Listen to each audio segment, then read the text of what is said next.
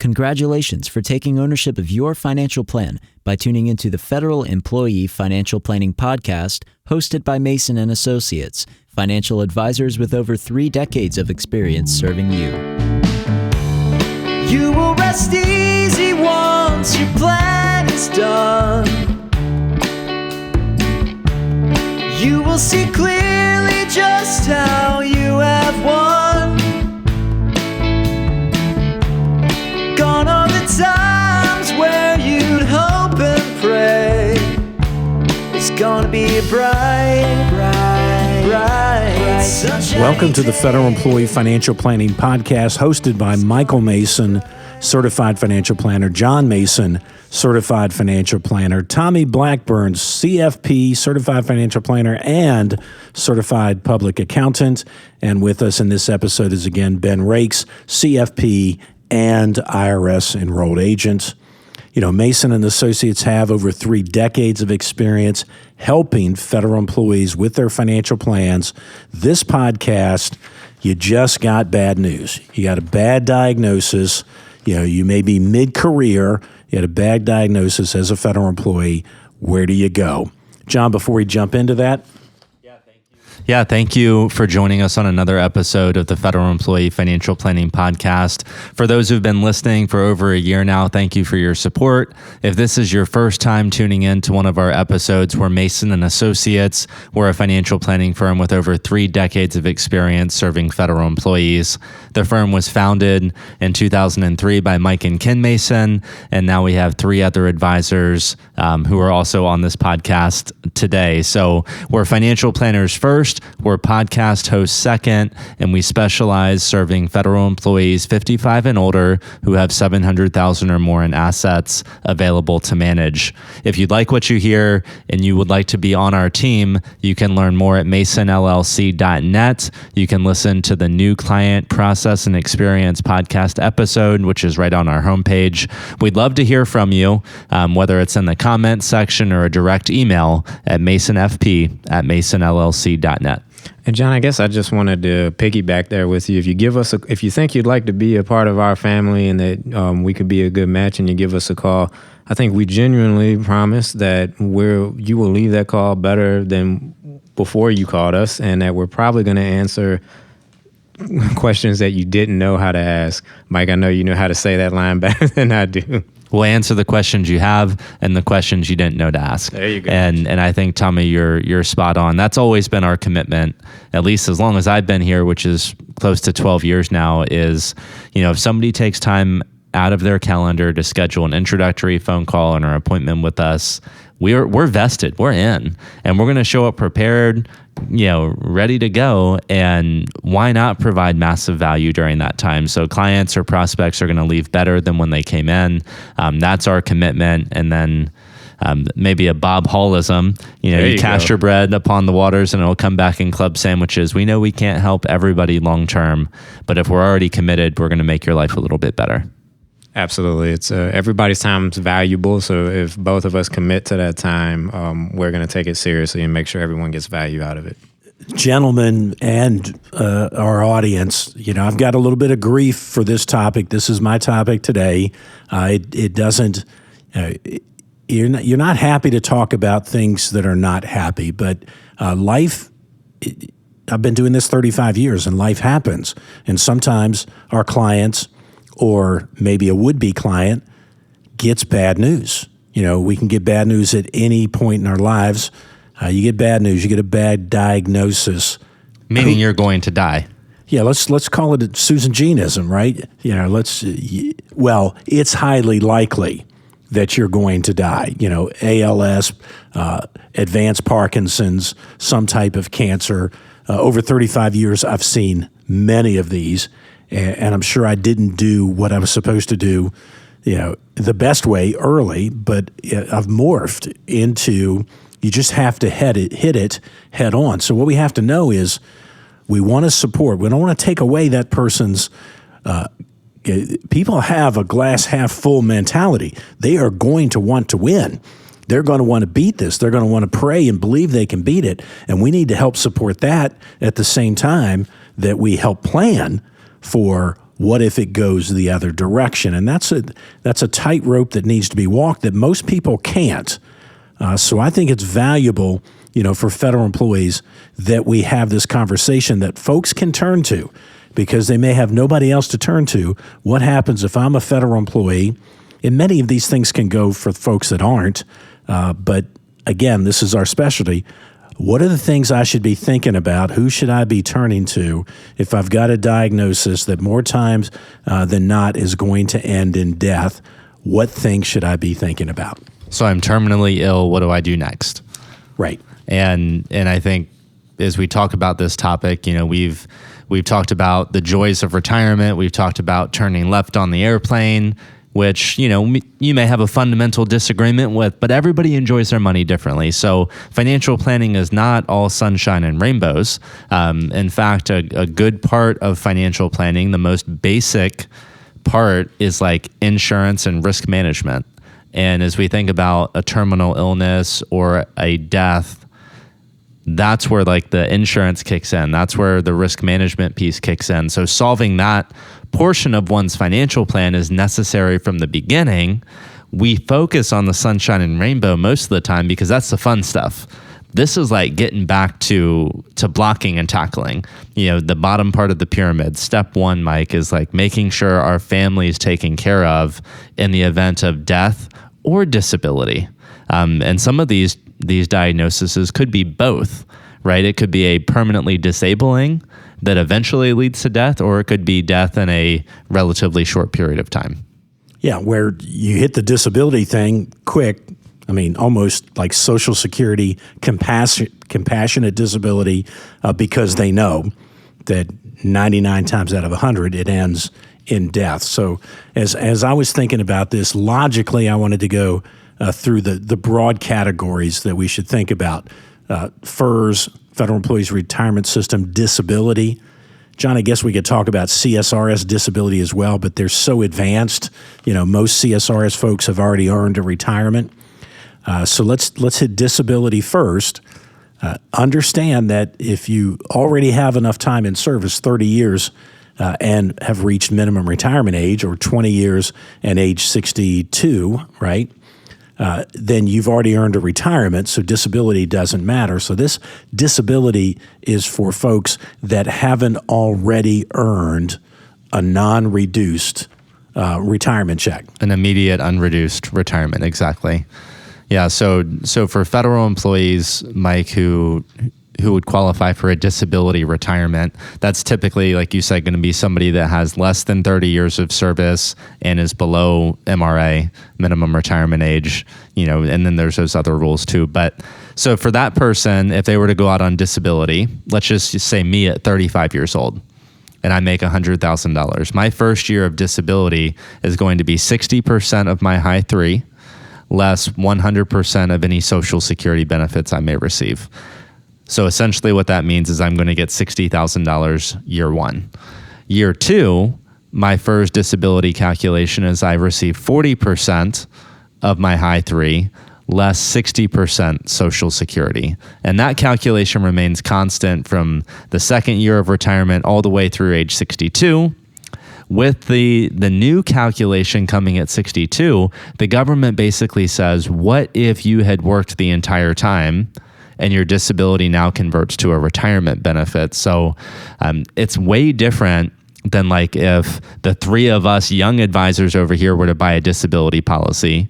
Those benefits are typically payable until 65. And then it switches over to Social Security by itself. At that point, you lose that disability policy. It usually doesn't then morph into a retirement pension as well as Social Security. So you usually are having a reduction in income for the private sector once you get to age 65. So this is, while a benefit nobody ever wants to use, this FERS disability, hope you don't find yourself in that situation, truthfully a tremendous benefit, particularly that it then converts to a retirement as if you had worked an entire career. And the thing that we have to balance as advisors is you also have the ability to maybe push on for a little while, continue working. Maybe if the illness gets tough and you can't work, donated sick leave and whatnot. But you have to put these things together that says when you go out on disability, you've elected a survivor annuity, or you should elect, a survivor annuity to your spouse. Then you have to put things in perspective and say, if this ends the way it does 99.9% of the time, which way is it going to be better for your surviving spouse, whether you died as a FERS disabled or as FERS active? So we'll talk about in-service, survivor benefits as well, as retirement survivor benefits. And it's not just, that's already complicated enough, and it actually gets harder because, let's face it, we've seen, Mike, you and I'm thinking of one particular family offhand. He was 6 months, maybe not 6 months, he was pretty close to retirement, and he had an option where he could either leave today and go out on a FERS disability, or he could take donated leave and sick leave and annual leave and retire. So he would have qualified for disability retirement in January, and in December he qualifies for a retirement. Which one's better? So not only is it, do you go out on disability retirement or potentially die active duty, active federal? The third wrinkle there is, do you retire? Do you stick it out just long enough and then put the retirement card in? Yeah, and a quick exercise, and fix me if I'm wrong, but let's say you had 30 years of service, but you're 55. So you don't qualify for the immediate retirement. So then you have to look and say, well, if I take disability, well, now when I die, my pension and my survivor benefit's going to be based on my age 62, not my age 56 if I waited one more year. So these are the things you put on a scale and say, which one's going to provide the longest, best benefit for my spouse? And in that example, if one was to retire, and we're really getting down into the weeds fast, is okay, so I have 30 years, now I have a $30,000 pension, but I also have a FERS supplement, and let's say that's 20 grand. So now I'm making 50. Oh, by the way, there's no rule that says I can't also get Social Security disability. So now all of a sudden I'm pulling in another 24 to 28 grand. I'm making $75,000 a year because I'm receiving a FERS retirement, a FERS supplement, and a Social Security disability. So sometimes it's actually better to retire than it is to go out on DI. Because that FERS DI would also have that offset for the Social Security income. So you, in effect, would get a reduced Social Security, if not completely offset. Right? Exactly. Yeah, and guess who's not going to help you with this? OPM is not going to help you with it. Anybody but us. Well, yeah.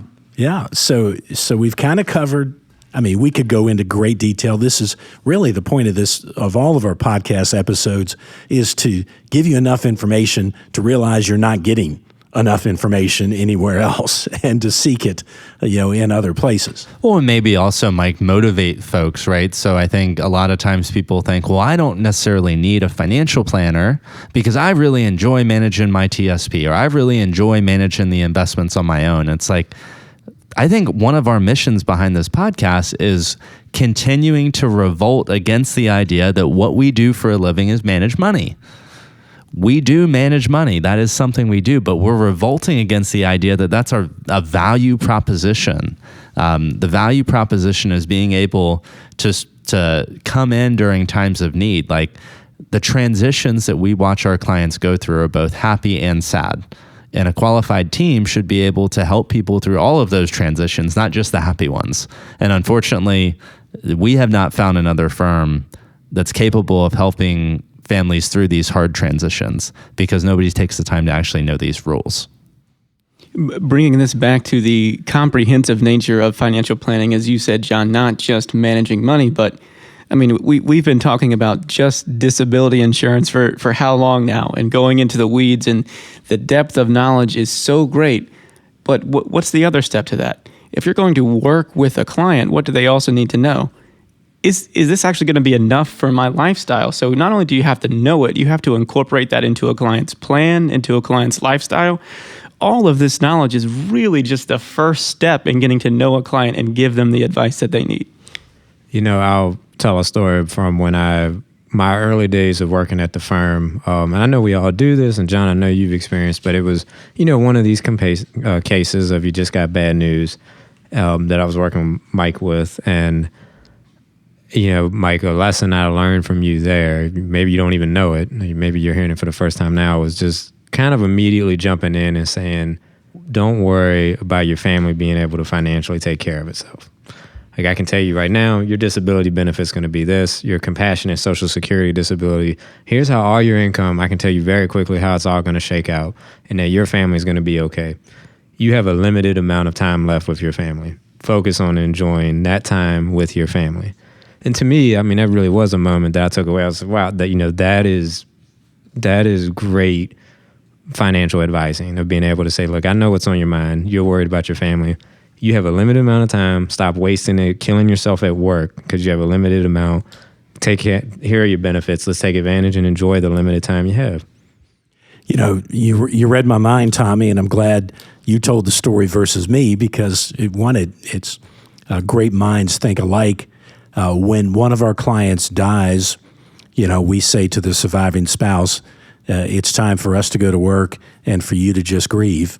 And the same story in this case, if you have somebody that's contemplating, where should my last 3 months, 6 months be spent? Should it be spent with my family, while I'm still healthy enough and vibrant enough to maybe take the trip we've always talked about taking? Or can I take the fear away that you can do that, and your family is going to be okay? Spend the time with your family. We can show you that life's going to be okay before death happens, and it's going to be okay after. So that's a great point. And we would hope, I think, guys, is that, again, motivating our audience and motivating our clients, and then hopefully through referrals, that people are seeking qualified financial planning advice today when things are good. The idea of planning for the future versus reacting, to a bad outcome or a bad notification or a terminal illness. Seeking that qualified financial planning advice today cannot be stated how valuable that is, because if somebody is working with us today, they know right now at 55 years old that they're going to be able to retire at some point. They know that if they were to pass away, whether or not they have the appropriate amount of insurance. They have an idea on what that 30 or 40-year tax plan looks like. After coming and meeting with us, there's visibility into all these pieces. And oh, by the way, we helped them update their estate planning documents. So there's visibility into all of these scenarios. You got the fundamentals. You were mentioning earlier that we spend a lot of time talking about the fun things, because that's what that's the enjoyable part of life. And that this is the fundamental aspect of a plan. And it is that. It's fundamental. We have to get it in place. And that allows us to focus on the fun things. It allows us to enjoy the day, to do these other things, because we know that there's a plan in place for the you just got bad news scenarios. And if you have a good advisor, a good relationship, that, one, there's a plan and there's a person who's going to step in and help you manage that situation. Yeah, having visibility to know that everything's okay, to free up your mind to start doing those fun trips or fun travel or start thinking about retirement. Having visibility into all aspects of that, I think, is just so important. And I hope our audience doesn't let too much grass grow between hearing this episode and reaching out to a financial planner that can help them have visibility. And like our song says, you'll rest easy once your plan is done. I think over and over, I know we have more that we want to talk about as it relates to terminal illness and bad news, but one positive thing to think about here is, Tommy, that young couple we worked with where there was some debt, there was some cash flow issues, it was highly stressful. And because we were able to give them visibility that 15 years from now, retirement's going to be great, let's reduce TSP contributions, let's go do these things now, and life's going to be okay. It was so rewarding to be able to look at that mid-career professional and let them know that retirement was one, let's just focus on private school. Retirement is one, let's just focus on taking care of the kids and the family and going on vacation. Let's do that now. And that's similar to having a terminal illness, right? Like giving people the ability to see what those answers are, and then to be able to make adjustments on the fly. It could be both good adjustments or bad adjustments. Well, I mean, the points you're making are great. You would much rather have a relationship with a knowledgeable financial planner before any of these things happen. You don't want to be scrambling, because you got that bad news and then going to find somebody, because now you have the trust issue that you have to work through and everything. And the beauty of this podcast is we want to give you some guidance, if you don't have that person in place, some guidance as to what to expect. The next piece of this I wanted to discuss is federal employees group life insurance. That's many times if you're making that decision, do I retire or do I go out on disability? You may have to ask the question, if I retire on disability is a key. Have I had my federal employees group life insurance long enough, that I can keep it? What if I just got it 2 years ago in the open season, and if I go out on disability, I haven't had it 5 years, so I can't keep it? You have to be able to answer that question. And Ben, what's the neatest thing? And I shouldn't say neat. What is an option on FEGLI Basic if you have a terminal illness? What's the option on FEGLI Basic that many folks just don't understand? Mike, I believe, and correct me if I'm wrong here, that you have the option for an accelerated death benefit with FEGLI Basic if the death is expected to occur within 9 months, I believe it is, something like that? Yeah, it's 6 to 9 months, and accelerated death benefit means if you have $102,000 of FEGLI Basic or $162,000, whatever it is, you can access all of that for whatever reason. Now, let me give you a reason that hadn't crept up until, a week ago. Let's say you're retired military and you didn't take survivor benefits, and now you're a federal employee and you have a terminal illness.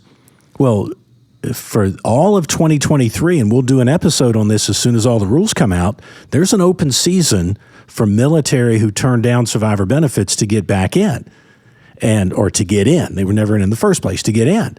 But they're going to have to pay back premiums and interest. Well, where in the world could you get the premiums and the interest? Well, maybe the accelerated death benefit rider on either your FEGLI Basic, or maybe you have a private sector insurance policy that has similar. I like how you brought in private sector, Mike, because these accelerated death benefit riders have been around for decades now. And essentially what that says, I think you said it well, if you're terminally ill, death is coming in a short amount of time, we can go in and get, in FEGLI, 100% of that death benefit. Private sector, it could be like 50, 75%, different math, but allows you to get that benefit tax-free today to use for a variety of things, like buying your military time towards your FERS pension, or getting your foot back in the door for military survivor benefits, or going on the vacation of a lifetime. There's no rule on how you spend this money.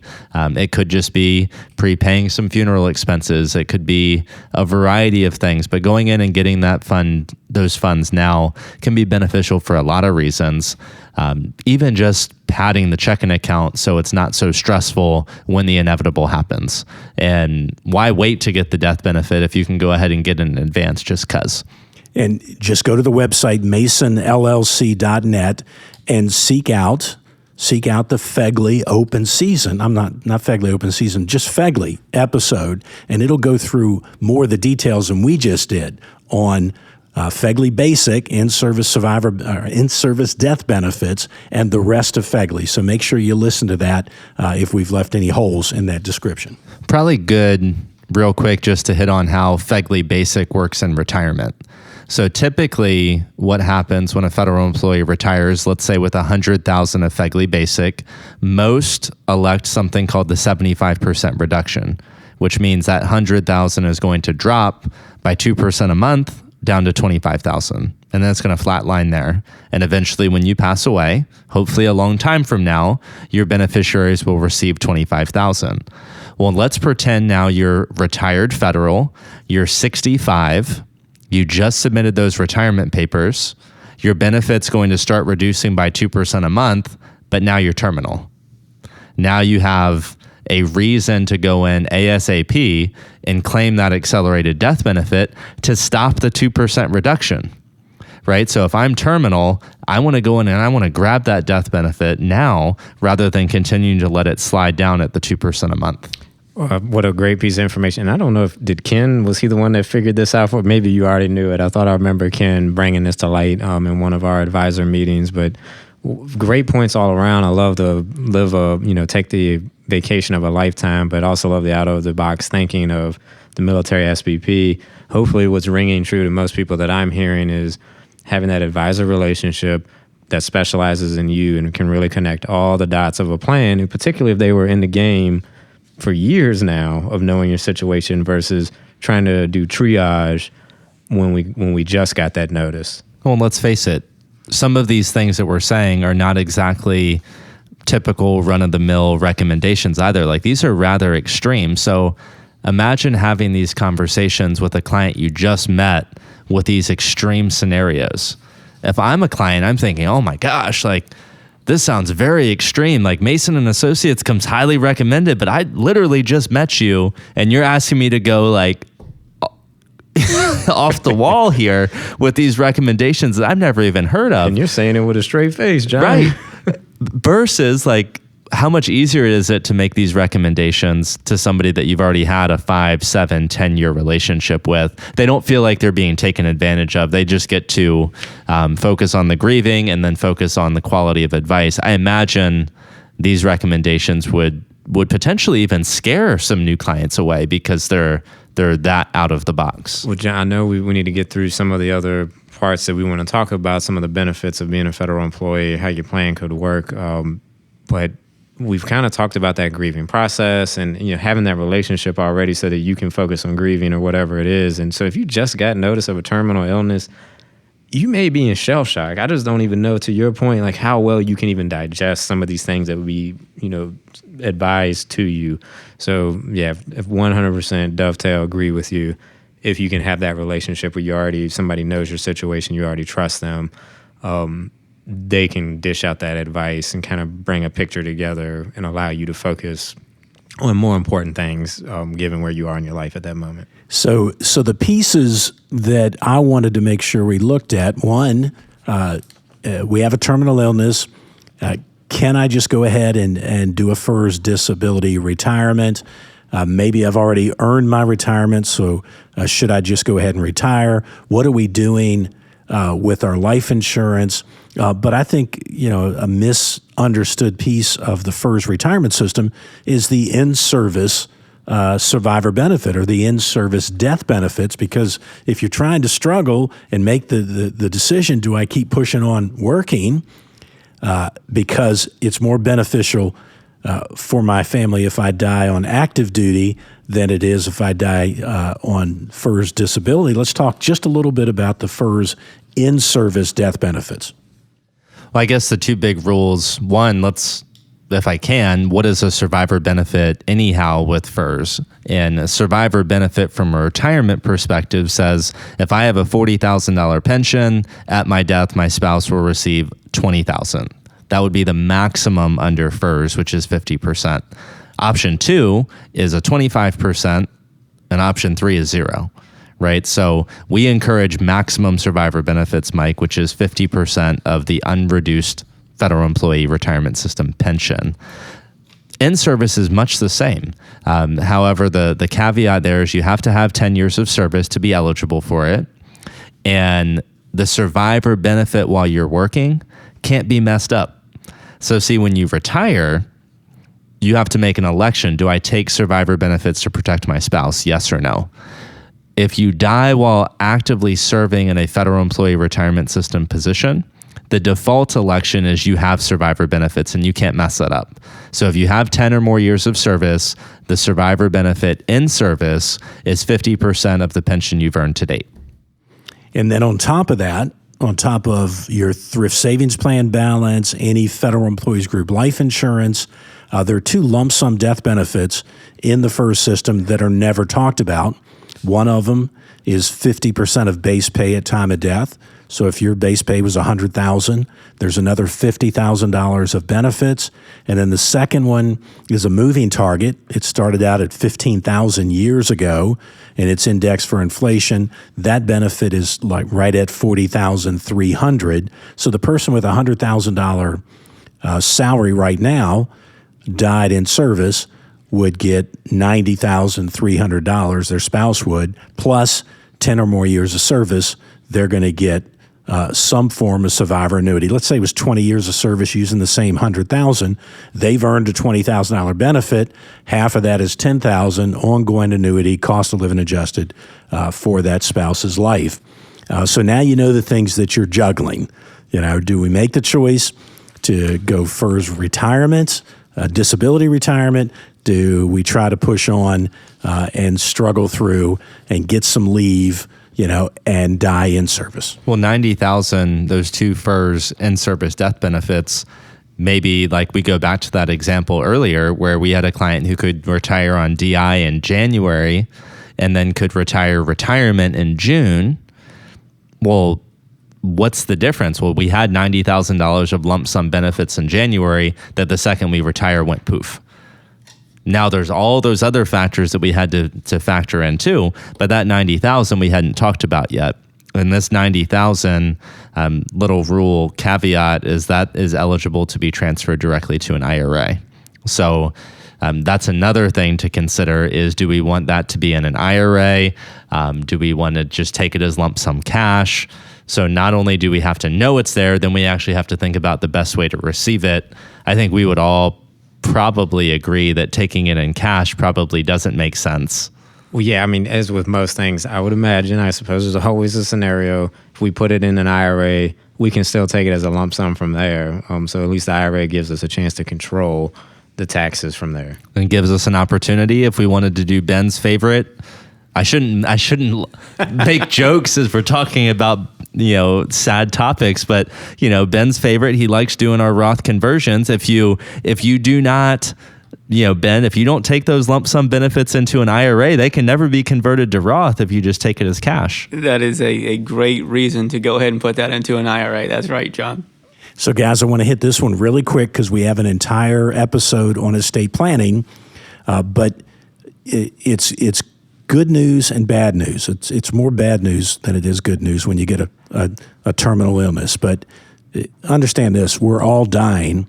Some of us just get advance notice as to when that time frame's coming.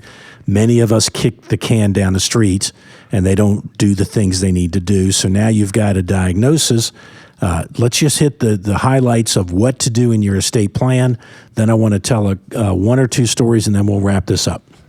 Easy one right off the bat, which you should be doing annually. We review this, Mike, with our clients very frequently, maybe not every single year, but often, is just confirming beneficiary designations. It's the world is so fractured right now. And what I mean by that is you may have changed jobs 3 or 4 times. You may have hired multiple advisors over the years. There's accounts all over the place. So we need to confirm titling on accounts. Am I joint with my spouse? Do I have a successor owner? Do we have the right beneficiaries on file?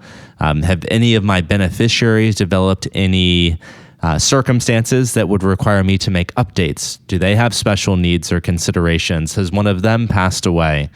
So just a comprehensive audit or review of ownership and beneficiary are things that should be happening constantly, and definitely after you receive bad news. As I think about this, standard rule of thumb is you probably want to minimize anything that goes through the estate, and that's what's controlled by the will. And you definitely want to make sure that when you can no longer make decisions for yourself, you've given somebody else the power to make those financial decisions and those medical decisions. So here's the opportunity to meet with a qualified estate planner to make sure nothing passes via the estate or the will. Everything passes via beneficiary or ownership. Everything will be much, much smoother for the ones you leave behind. And maybe we just do a quick caveat, Mike, because I think we largely agree that having stuff pass through the estate is probably not good, right? So if we can have direct beneficiaries or joint owners with right of survivorship or what have you, that's most of the time the way we want to go. I do think there are some states out there where like probate isn't as bad or maybe not as onerous as Virginia.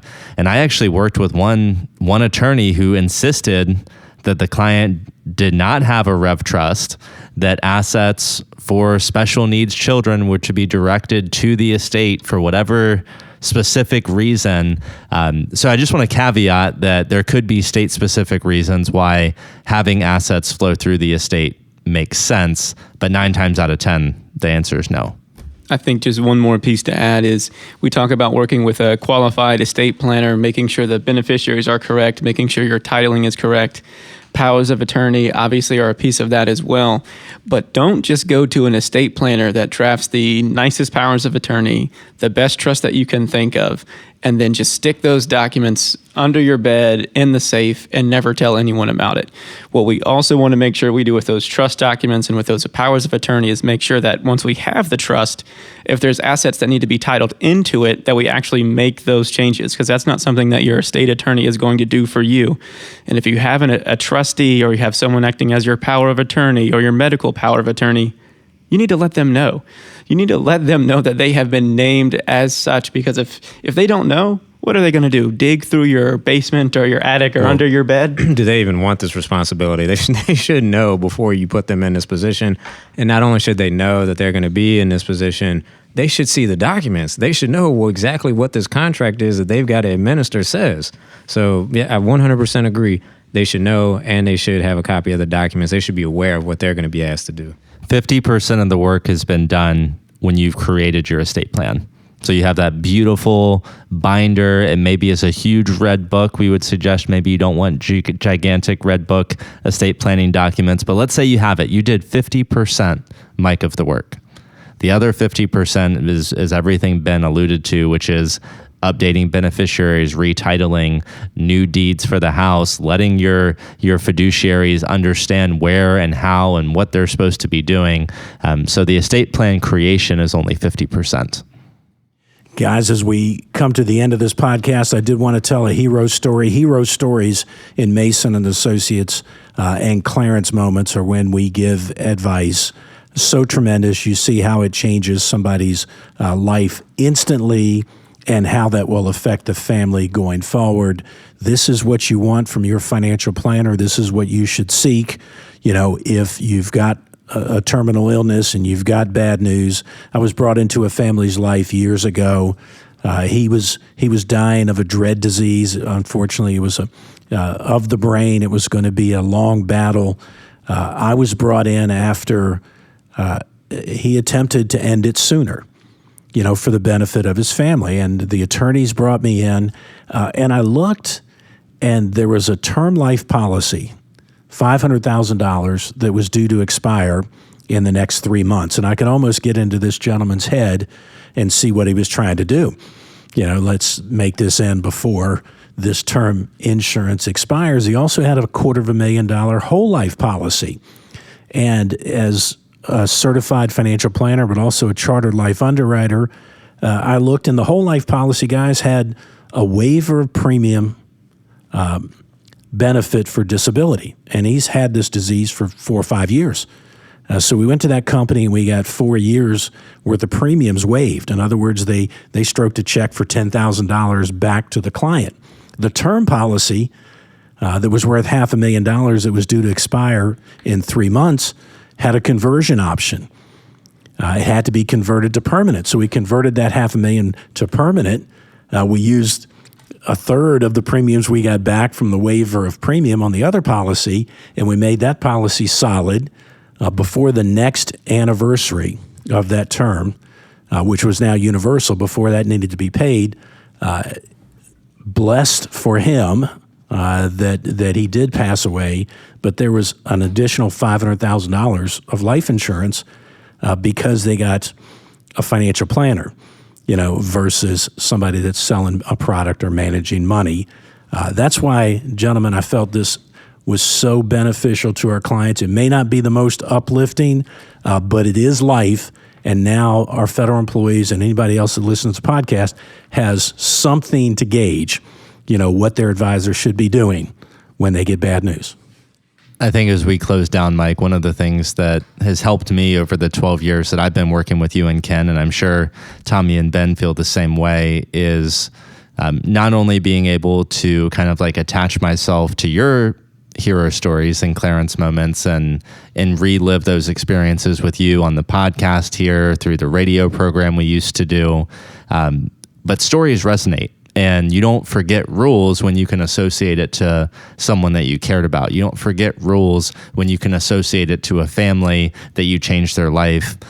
So not only are your stories beneficial for prospective clients, not only are the stories beneficial for you to remember what a good job you did, they're also really good for us as financial planners to remember the research that went into determining all of this and why that research is so important and why you don't just phone it in and think you know the answer, why you always have to keep digging, because you'll find the more you dig, that's where you find these hero stories and Clarence moments. You don't typically find those scratching the surface of a financial plan.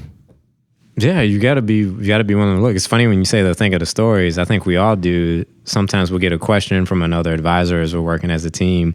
I've got this case, and sometimes you may not remember the rules exactly from the story, but I think we all will say, go look at this client's case, this file in the office, because I know we came across this before. So it is funny, you're right, you associate a name with a situation, and you may not even remember all of the digging you did, but you remember where to go, so you sometimes just go to an old client file.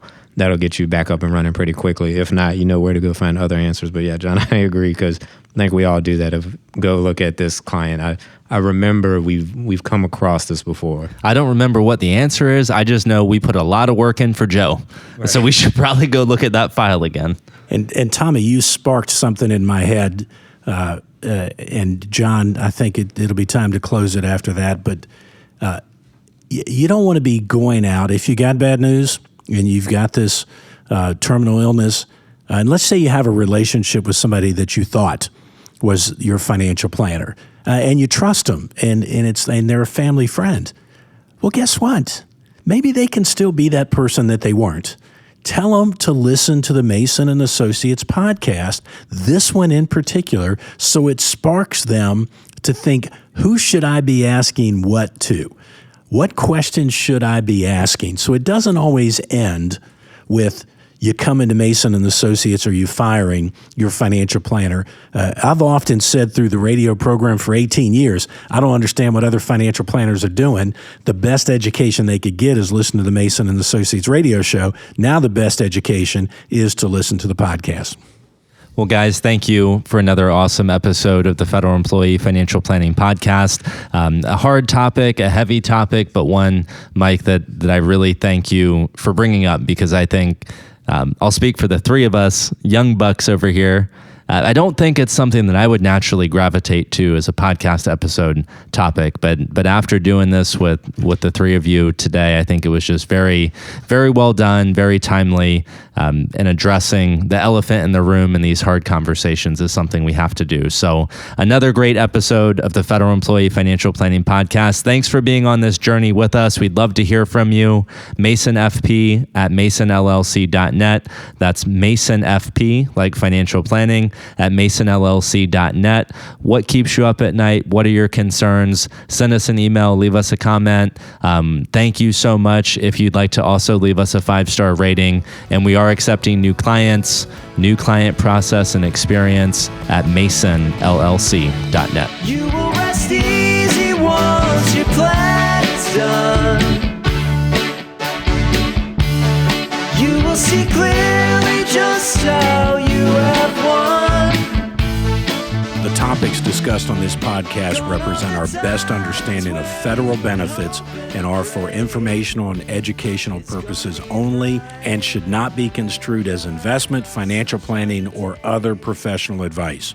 We encourage you to consult with the Office of Personnel Management and one or more professional advisors before taking any action based on the information presented.